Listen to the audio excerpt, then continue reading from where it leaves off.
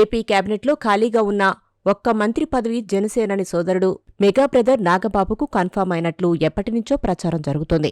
ఇప్పుడు ఆ దిశగా కూటమి పార్టీలు యాక్షన్ ప్లాన్ స్టార్ట్ చేశాయి. మెగా బ్రదర్ నాగబాబుని ఎమ్మెల్యే కోటాలో ఎమ్మెల్సీగా శాసనమండలికి పంపడానికి ముఖ్యమంత్రి చంద్రబాబు, ఉప ముఖ్యమంత్రి పవన్ కళ్యాణ్ నిర్ణయించారట. తాజాగా శాసనసభలో భేటీ అయిన CM, deputy CM, MLA quota MLC ఎన్నికలు సహా వివిధ అంశాలపై చర్చించారు. ఎమ్మెల్యేల కోటా ఎమ్మెల్సీ ఎన్నికలు, అభ్యర్థుల ఎంపికపై ముఖ్యమంత్రి, ఉప ముఖ్యమంత్రులు చర్చించినట్లు తెలిసిందే. ఆ క్రమంలో ఎన్నికలు జరగనున్న 5 స్థానాల్లో ఒకటి నాగబాబుకు ఖరారు చేశారట. సీఎం చంద్రబాబు శాసనసభలో తన స్థానంలో కూర్చుని ఉండగా పవన్ కళ్యాణ్ ఆయన వద్దకు వెళ్లారు. ఈ సందర్భంగా పక్కపక్కనే కూర్చుని కొద్ది నిమిషాలు మాట్లాడుకున్నారు. అనంతరం ఇద్దరూ కలిసి ఛాంబర్కు వెళ్లారు.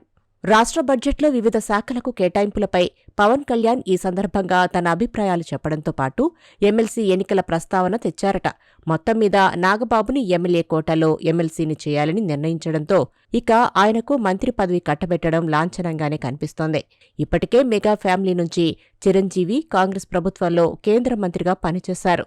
ప్రస్తుతం పవన్ కళ్యాణ్ ఏపీ డిప్యూటీ సీఎంగా కొనసాగుతూ 6 కీలక శాఖలు నిర్వహిస్తున్నారు. ఇప్పుడు నాగబాబు కొణిదెల ఫ్యామిలీ నుంచి 3వ మంత్రిగా బాధ్యతలు చేపట్టబోతుండడం ప్రాధాన్యత సంతరించుకుంది.